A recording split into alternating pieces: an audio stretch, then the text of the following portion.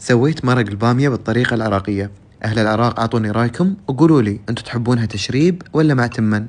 أول خطوة سويتها في جدر حار حطيت لية الخروف لين ما ذابت بهالشكل. أنا استعملت لحوم المجلس. حمرت الموزات، أنا أحب الموزات حق المرق يعطينا نكهة أحلى. بعدها نزلت الثوم والماي المغلي. لا تكثرون ماي عشان ما تصير معاكم خفيفة. تقدرون تحطون ورق غار إذا حابين. بعد ما يستوي اللحم نفرم الطماطم الفريش ونصبه على المرق.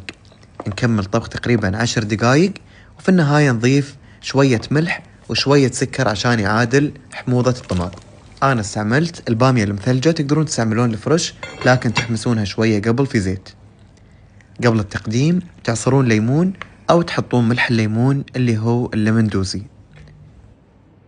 حق التشريب أو الثريد قطعت شوية خبز، وبين الطبقات صبيت من المرق والبامية، وفي النهاية قدمتها مع الموزات وعليكم بالعافية. الصراحة النكهة مختلفة لأنه ما في بهارات وايد وما في بصل. احنا المرق عندنا دايما نحمس له بصل ونحط بهارات عكس العراق. والطريقة الثانية أكيد مع العيش الأبيض أو التمن نفس ما يتسمى في العراق.